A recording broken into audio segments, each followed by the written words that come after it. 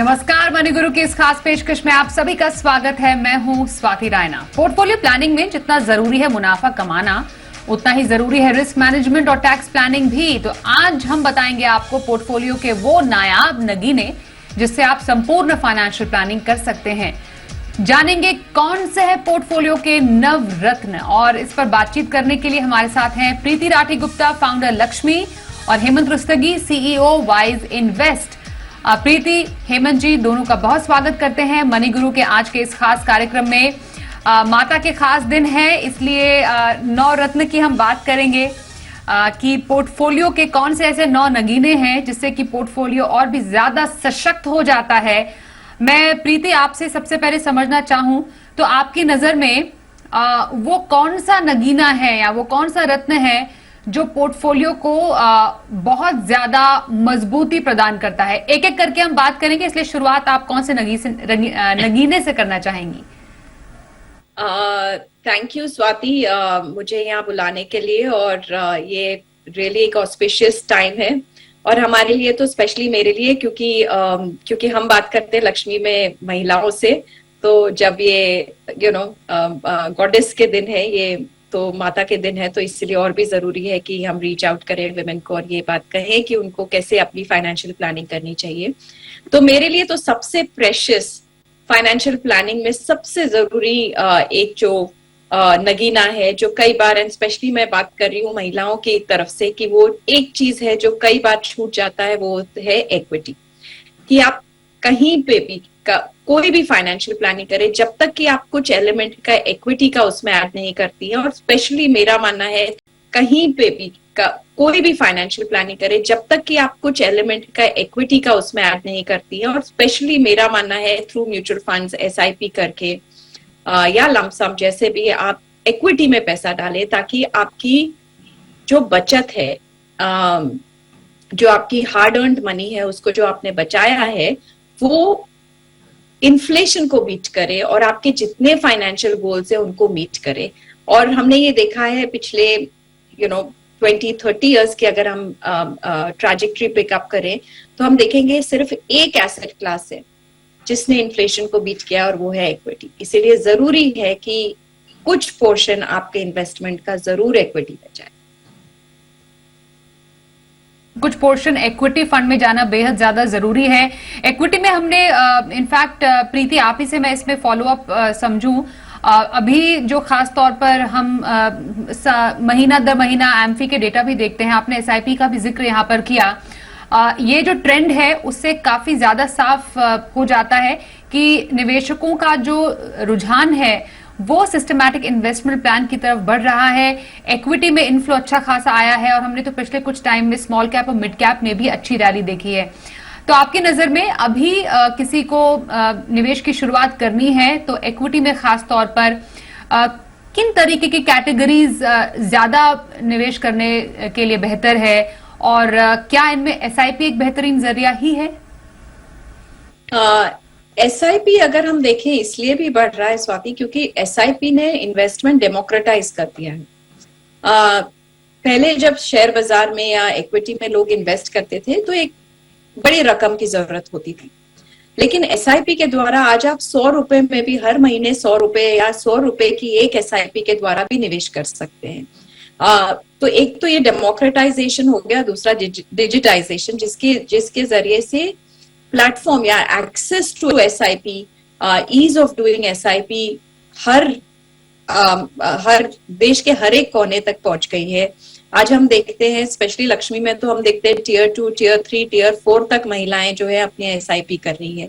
तो इस कारण से एसआईपी में, और हम आगे भी चलते हुए ये देखेंगे कि एसआईपी काफी मात्रा में ये ग्रोथ एसआईपी की होगी। अभी अगर कोई करना हो, मुझे अगर कोई पूछता है तो हम तो हमेशा ये कहते हैं कि जो आपका फाइनेंशियल गोल हो उसके मुताबिक आप करें। अगर आपके गोल में, अगर आपको ऐसा लगता है कि आपको एक स्टेबल रिटर्न की जरूरत हो, आपको हो सकता है अगले 5 साल या अगले 6 साल में आपकी रकम अगर निकालनी हो, तो हम अभी भी रेकमेंड करेंगे कि आप सेफ थोड़े से इक्विटी में भी लार्ज कैप के तरफ अपना इन्वेस्टमेंट रखें। लेकिन अगर आप में थोड़ी रिस्क टेकिंग एबिलिटी हो तो मिड कैप स्मॉल कैप में ग्रोथ हमेशा बेटर होती है। इंटरेस्टिंगली हमने एक्चुअली अभी ये देखा है कि शॉर्ट टर्म अभी के जो इमीडिएट आपके 6 महीने 8 महीने जो हम पैसा डेट फंड में रखते थे या लिक्विड फंड्स में रखते थे, उसके बजाय अभी आर्बिट्राज फंड्स जो है इक्विटी में वो काफी अच्छा रिटर्न दे रहे हैं।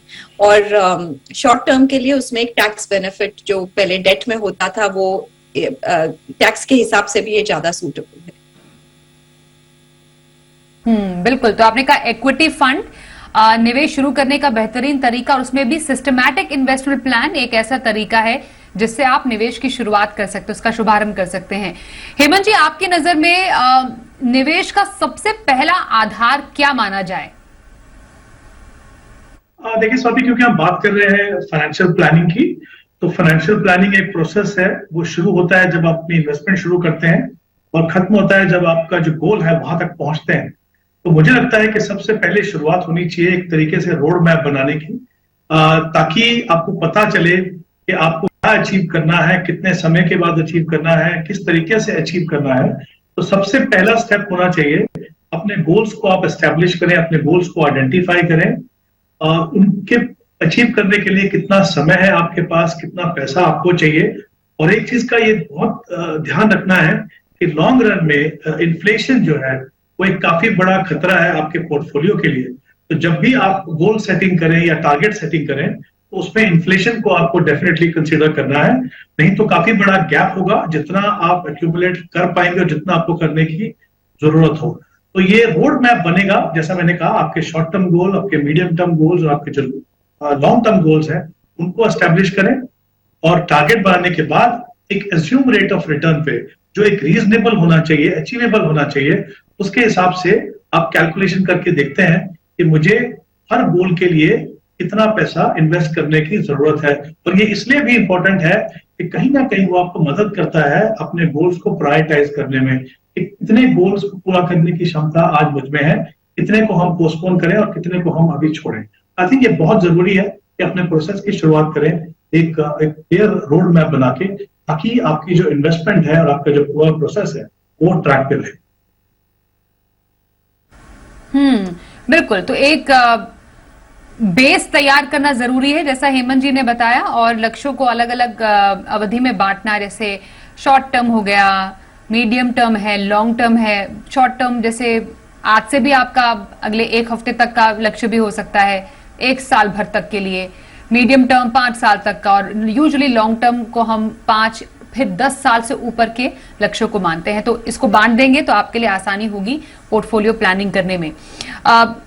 प्रीति, आपने जिक्र इक्विटी का किया। जितना पोर्टफोलियो के लिए जरूरी इक्विटी है उतना ही जरूरी डेट भी है, क्योंकि दोनों पोर्टफोलियो को बैलेंस करने का काम करते हैं और पोर्टफोलियो में संतुलन बेहद जरूरी होता है।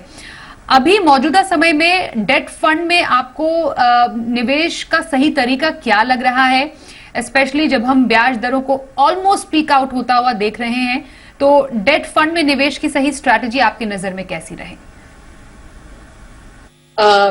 स्वाति, एक तो मुझे ऐसा लगता है कि डेट को एक फिक्स्ड इनकम कैटेगरी में अब देखा जाए, एंड उसमें अगर आप देखें तो एक्चुअली मैं आज की तारीख में अपने आप को लिमिट नहीं करूंगी या निवेशकों को ये नहीं बोलूंगी कि आप सिर्फ डेट फंड्स में डालें। एक्चुअली काफी सारे दूसरे ऑप्शंस भी है, जैसे बॉन्ड्स है, कॉर्पोरेट बॉन्ड्स है, उसमें आप डायरेक्टली भी निवेश करके देखें, क्योंकि उसमें काफी हमने देखा है काफी रुझाव हमारे इन्वेस्टर्स का है। डेट फंड्स में एक बहुत टैक्स का बेनिफिट होता था जो काफी हमारे इन्वेस्टर्स अब मिस करते हैं।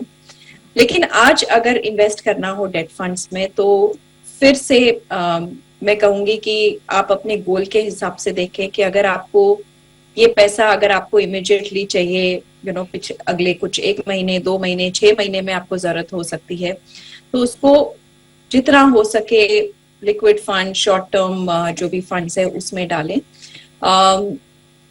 टिपिकली हमने ये देखा है कि पिछले कुछ सालों में स्पेशली जब कोविड वगैरह हुआ था तो हमने देखा था कि क्रेडिट रिस्क फंड्स में काफी सारा उतार चढ़ाव हुए, काफी उसमें लिक्विडिटी इश्यूज के कारण काफी तकलीफ हुई। तो अगर आपका गोल इमीडिएट लिक्विडिटी का हो तो ट्राई करें कि आप उनमें नहीं, और इमीडिएट जो लिक्विड है अल्ट्रा शॉर्ट टर्म फंड्स है या एब्सोल्युटली शॉर्ट टर्म फंड्स है, उनमें इन्वेस्ट करें।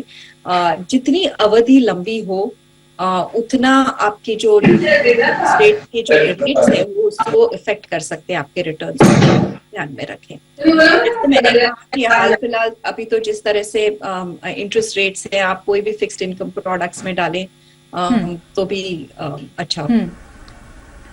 ओके, बिल्कुल। तो डेट की स्ट्रैटेजी प्रीति हमने आपसे समझी। यहाँ पर क्योंकि इक्विटी और डेट का जिक्र हुआ हेमंत जी, इसलिए बात आ जाती है एसेट एलोकेशन की, और ये बहुत ही महत्वपूर्ण आधार है किसी के भी पोर्टफोलियो का। लेकिन इसको तय कैसे किया जाए? हम कई बार एक एसेट एलोकेशन तय कर देते हैं कि हमें इक्विटी हैवी पोर्टफोलियो चाहिए या डेट हैवी पोर्टफोलियो चाहिए आपके जोखिम क्षमता के अनुसार, लेकिन कई बार वो एलोकेशन बिगड़ भी जाता है। तो एसेट एलोकेशन को सही ढंग से कैसे समझा जाए और इसको तय कैसे किया जाए? देखिए स्वाति, बिल्कुल ठीक कहा आपने। आई थिंक दोनों एस्पेक्ट बहुत इंपॉर्टेंट है।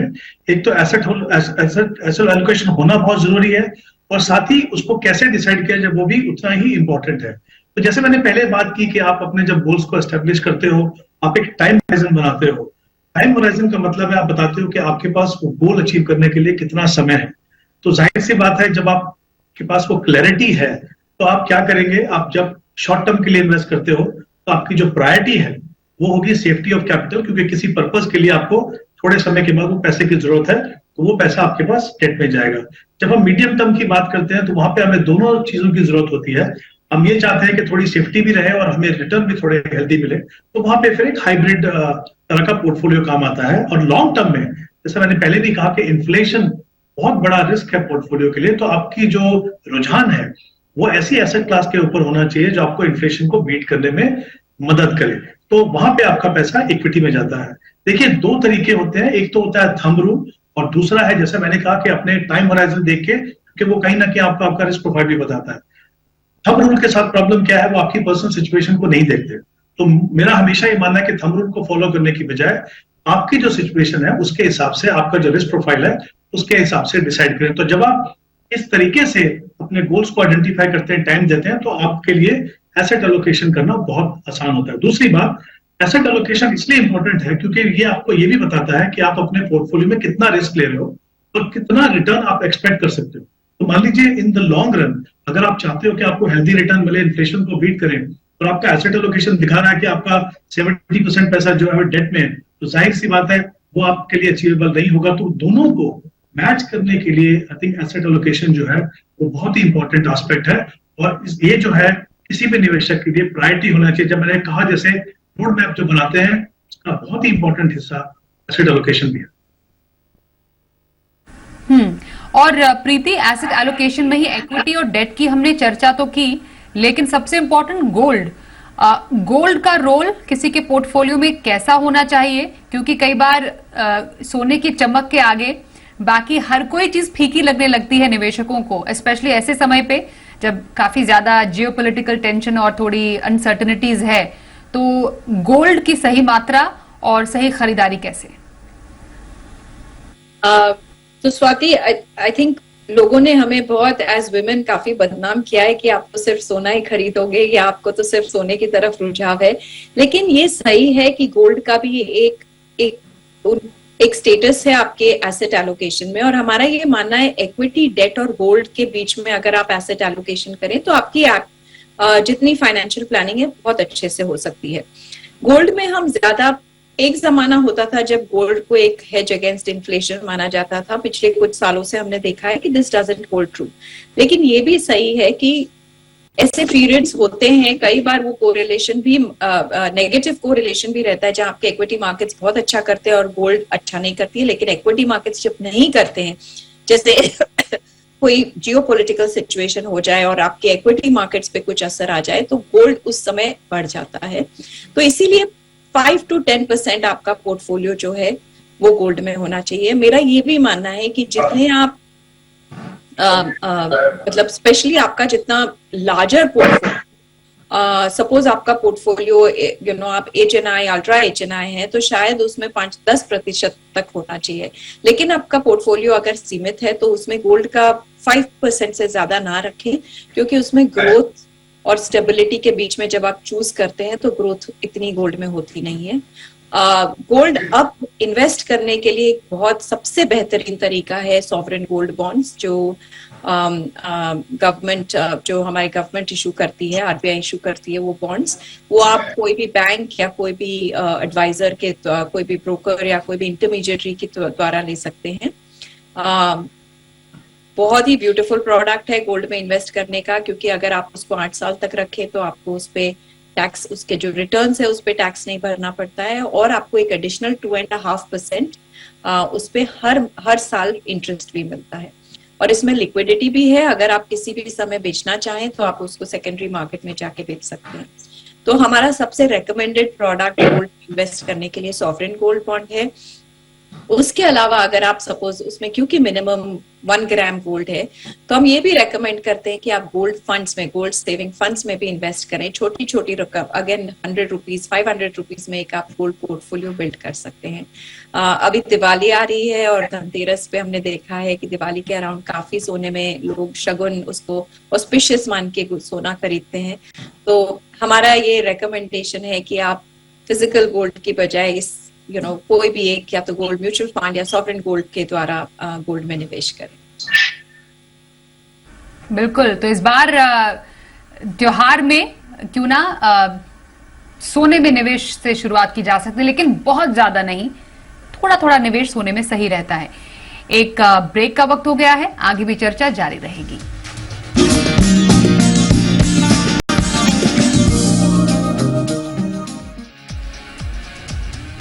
पोर्टफोलियो के नवरत्न इस पर कर रहे हैं खास चर्चा। हमारे साथ लक्ष्मी से प्रीति राठी गुप्ता है और हमारे साथ वाइज इन्वेस्ट से हेमंत रुस्तगी भी हैं। हेमंत जी, बहुत इंपॉर्टेंट होता है किसी के भी पोर्टफोलियो प्लानिंग के लिए कि वो टैक्स एफिशिएंट निवेश भी करे, और ये आनंद फानन में नहीं बल्कि बहुत डिटेल में प्लानिंग करने वाला है, एक सिस्टम है। इसलिए टैक्स प्लानिंग निवेश सबसे ज्यादा कारगर कैसे हो सकता है? देखिए स्वाति, यहाँ पे 2 इंपॉर्टेंट एस्पेक्ट है। एक तो होता है कि इन्वेस्टमेंट के समय पे, निवेश के समय पे टैक्स प्लानिंग करना या टैक्स सेव करना, और दूसरा मुझे लगता है जो उससे भी ज्यादा इंपॉर्टेंट है, स्पेशली अब जब हम जानते हैं कि जो न्यू टैक्स रिजीम है वो डिपेंड करता है आपने न्यू टैक्स रिजीम के अंडर है क्या, ओल्ड में है। तो ऑब्वियसली अगर नए में है तो किसी भी टैक्स इन्वेस्टमेंट की आपको जरूरत नहीं है।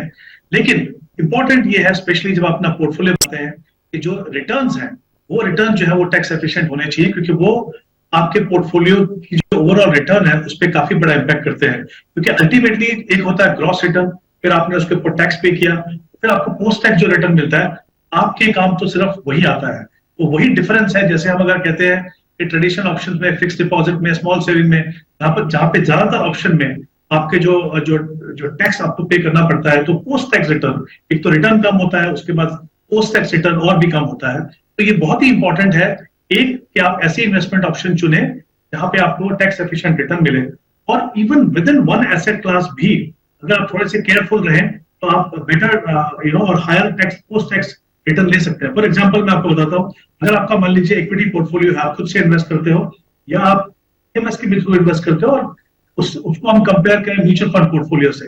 म्यूचुअल फंड में जो बाइंग एंड सेलिंग है वो फंड मैनेजर करते हैं आपके बिहाफ पे। आपके पास टैक्स तभी आपको पे करना है जब आपने खुद ट्रांजैक्शन किया, लेकिन जो फंड मैनेजर चेंजेस कर रहे हैं उसके लिए आपको कोई भी टैक्स नहीं देना है। लेकिन अगर आप खुद से अपना इक्विटी पोर्टफोलियो संभाल रहे हैं तो वहां पे अगर आप जो भी चेंजेस करते हैं, तो डिपेंडिंग ऑन आप 1 साल के अंदर करते हैं, 1 साल के बाद करते हैं, तो वहां पे भी आपको टैक्स पे करना है। दूसरी बात, जो टैक्स रेट्स हैं अभी जहां पे इंडेक्सेशन बेनिफिट मिलता है, जैसे इक्विटी पोर्शन अगर 35% या उससे ज्यादा है, तो ऐसी जो हाइब्रिड फंड्स हैं उनको अगर आप पोर्टफोलियो में शामिल करें तो आपको इंडेक्सेशन का बेनिफिट मिलेगा। तो थोड़ी सी सोच, थोड़ा सा समझ के, थोड़ी सी अपनी रिक्वायरमेंट को समझ के अगर आप सही इन्वेस्टमेंट ऑप्शन का मिक्स लें तो आपके जो रिटर्न, एक तो ग्रॉस रिटर्न सुधरेंगे, दूसरा जो पोस्ट टैक्स रिटर्न है उसमें काफी फर्क पड़ेगा। और मुझे लगता है आपके लक्ष्यों को पूरा करने के लिए ये एक बहुत ही इंपॉर्टेंट एस्पेक्ट है, जिसपे निवेशकों को पूरा ध्यान देना चाहिए। राइट सर, और उतनी ही इंपॉर्टेंस रिस्क मैनेजमेंट की भी है प्रीति। एंड हम जानते हैं कि रिस्क मैनेजमेंट में इंश्योरेंस और इमरजेंसी प्लानिंग दोनों आ जाते हैं, और इनफैक्ट निवेश शुरू करने से पहले भी insurance and then emergency fund बना लेना चाहिए, तो कितना इंश्योरेंस, कितना इमरजेंसी फंड आप सजेस्ट करेंगी? तो इंश्योरेंस हम हमेशा ये रेकमेंड करते हैं कि सबसे पहले, और पर्टिकुलरली हेल्थ इंश्योरेंस, जितने भी आप जैसे आपने जस्ट अपना करियर शुरू किया है या जस्ट कमाई शुरू की है, तो कई लोग सोचते हैं कि हमें इंश्योरेंस की क्या जरूरत है, या हमें इमरजेंसी फंड की क्या जरूरत है। तो हम सबसे पहले कहते हैं कि आप इंश्योरेंस लीजिए, क्योंकि इंश्योरेंस एक सुरक्षा कवच है। आपके जितने भी फाइनेंशियल प्लानिंग की जो जर्नी है उसके ऊपर एक वो रिस्क कवर है, ताकि कुछ भी हेल्थ इमरजेंसी हो जाए तो आपकी फाइनेंशियल प्लानिंग डीरेल ना हो, उसमें से आपको पैसे, जो आपकी बचत है या इन्वेस्टमेंट है, उसमें से पैसे आपको निकालने ना पड़े। तो हेल्थ इंश्योरेंस की जहां तक बात है, अब हम एक थंब रूल बोलते हैं उसमें कि कम से कम आपकी सिटी में एक हार्ट सर्जरी होने जितनी आपके पास हेल्थ कवर होनी चाहिए।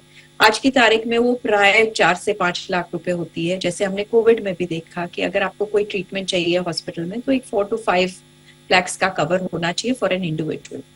फिर ये भी डिपेंड करता है कि सिर्फ आप अपने लिए लें, आपके ऊपर जितने भी डिपेंडेंट्स है, आपके स्पाउस हो या आपके पेरेंट्स हो, आपके बच्चे हो, जिनकी भी अगर हेल्थ मेडिकल इशू हो और पे आपको करना पड़े, तो उसकी हेल्थ, उन सब की हेल्थ इंश्योरेंस आपको लेनी चाहिए। ये खर्च है, ये एक्सपेंस है, लेकिन ये एक्सपेंस करना बहुत जरूरी है ताकि आपकी फाइनेंशियल प्लानिंग डीरेल ना हो। इसमें एक इंश्योरेंस और टर्म इंश्योरेंस या लाइफ इंश्योरेंस की बात करते हैं। जब आप ब्रेड अर्नर हो या जो भी फैमिली में ब्रेड अर्नर हो, और बहुत सारी लायबिलिटीज हो, रिस्पॉन्सिबिलिटीज हो, तो उस हिसाब से आपको इंश्योरेंस के टर्म इंश्योरेंस या लाइफ इंश्योरेंस भी लेनी चाहिए। जहां तक इमरजेंसी फंड का सवाल है, तो हमारा ये मानना है कि आपकी कम से कम 6 से 8 महीने, अगर आपकी आप एक रेगुलर इनकम अर्न करते हैं हर महीने, तो 6 to 8 months के जो आपके खर्चे हैं उसको आप एक अलग रखें, उसको एक इमरजेंसी फंड ईयर मार्क करके उसको रखें, और ऐसी जगह रखें जहाँ लिक्विड रहेगा, जहाँ आपको इमीडिएटली एक्सेस हो जाए। इसमें हमारा रेकमेंडेशन होता था कि आप मतलब भले ही आपके सेविंग्स अकाउंट और लिक्विड फंड के बीच में रखें, पर क्योंकि हो सकता है इमरजेंसी फंड आप कभी यूज भी ना करें, और फॉर्चुनेटली आइडियली यही होना चाहिए कि हमें कभी उसकी जरूरत ना हो। जिन लोगों की फ्लेक्सिबल या कोई लम सम चंकी अर्निंग्स हो, फ्रीलांसर्स हो, कंसल्टिंग बिजनेस हो, जहां आपकी इनकम फिक्स नहीं हो, उनको हम रेकमेंड करते हैं कि कम से कम साल भर की आपके जो खर्चे हैं उनको आप ईयर मार्क करके एक इमरजेंसी फंड में रखें। ये दोनों चीजें बहुत इंपॉर्टेंट है करनी। काफी लोग इंश्योरेंस और इमरजेंसी फंड में कंफ्यूज हो जाते हैं, और जिस तरह हम समझाते हैं कि कल को अगर आपको कुछ मेडिकल इमरजेंसी हो गई, तो इंश्योरेंस काम आएगी आपको हॉस्पिटल के बिल्स पे करने में, उसकी इलाज के खर्चे भरने में, लेकिन जो आपकी जी प्रीति, अर्निंग में कमी होगी क्योंकि आपका काम नहीं कर पा रहे, वो नीड्स आपके इमरजेंसी फंड मीट। स्वाभाविक तौर पर प्रीति, जैसा आप बता रही है कि ये जो रिस्क मैनेजमेंट है, इमरजेंसी और इंश्योरेंस दोनों बहुत ही इंपॉर्टेंट है, जिसका ध्यान एक कंप्लीट पोर्टफोलियो प्लानिंग में रखना बेहद जरूरी है। मैं बहुत धन्यवाद प्रीति आपका करना चाहूंगी निवेश के वो नगीनों के बारे में हमारे साथ चर्चा करने के लिए। Thank you so much for joining us. और आइए अब देखते हैं हमारा खास सेगमेंट 9 दिन 9 फंड।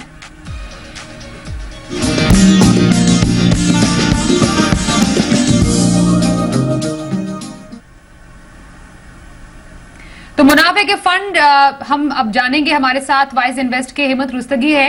हेमंत जी, आपकी नजर में वो कौन से दमदार फंड है जो पोर्टफोलियो में शामिल किए जा सकते हैं? कौन सी कैटेगरी और कौन से फंड? देखिए स्वाति, क्योंकि हम इक्विटी फंड की बात करें तो सबसे पहले मुझे लगता है सबसे इंपॉर्टेंट कैटेगरी होती है मल्टी कैप फंड्स। वो इसलिए इंपॉर्टेंट है क्योंकि उसमें तीनों सेगमेंट में मिनिमम 25% इन्वेस्टमेंट रहती है। तो इससे जो हमेशा आपको दुविधा रहती है कि हम कब पोर्टफोलियो की रीबैलेंसिंग करें विद इन सेगमेंट, कैसे डिसाइड करें, तो वो सब आप फंड मैनेजर के ऊपर छोड़ देते हो। और क्योंकि मिनिमम एलोकेशन है सेगमेंट की, तो आप हमेशा थोड़ा कंट्रोल भी रहता है आपके पास कितना सेगमेंट हो।